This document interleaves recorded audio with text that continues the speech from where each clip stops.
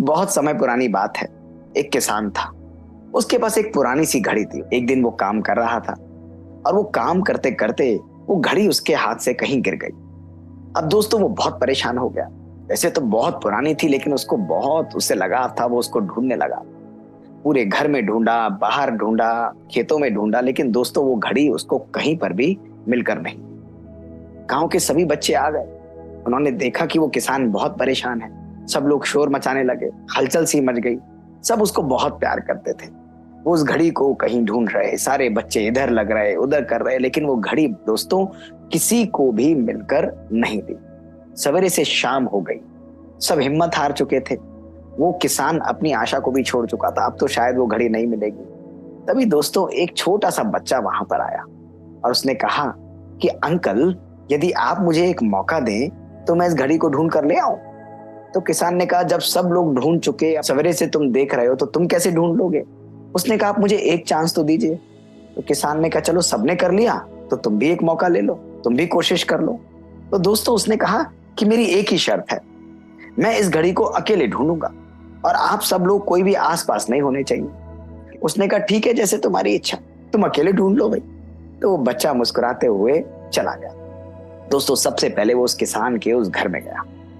वहां घर में जाकर वो ढूंढता रहा, आराम से शांति से बैठा रहा।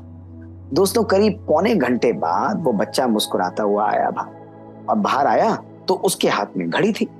किसान देखकर हैरान हो गया। सारे बच्चे खुश हो गए। उन्होंने कहा, वाह, जो ये सब काम हम मिलकर नहीं कर पाए, तुमने मात्र आधे पौने घंटे में कैसे कर डाला? तो बच्चा मुस्कुराने लगा। विद्वान था, समझदार था। उसने कहा, मैंने तो कुछ भी नहीं किया अंकल। मैं तो अंदर गया, मुझे लगा आपके घर में ही घड़ी गिरी होगी, तो मैं शांति से जाकर दरवाजा बंद करके बैठ गया।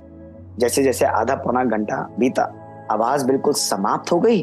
तो उस समाप्त आवाज में मुझे घड़ी की टिक टिक टिक टिक सुनने लगी। मुझे पता लग गया कि घड़ी यहीं पर है, और जहां से वो आवाज आ रही थी मैंने उधर गया और मैंने उस घड़ी को निकाल लिया और मुझे वो घड़ी मिल गई। तो किसान हैरान हो गया। किसान ने कहा कि ये तो तुमने कमाल कर दिया। तो बच्चे ने कहा कि घड़ी को पहचानने का अंकल यही तरीका था, जब सब तरह से आवाज समाप्त हो जाती है तो उस घड़ी की आवाज बड़ी इजी तरीके से हमको सुनने लगी। दोस्तों हमारा जीवन भी इसी प्रकार से है। कभी कभी ऐसी ही घड़ियां परिस्थितियों के रूप में हमारे सामने आती हैं। समस्याओं का समाधान, परिस्थितियों को, चैलेंजेस को डील करने के लिए सही तरीका वो दोस्तों यही है कि मौन को धारण करें। दोस्तों जीवन में जो अंतर्मुखी है वो कठिन से कठिन समस्या का समाधान भी अपने जीवन में ढूंढ सकता है और सक्सेसफुल हो सकता है।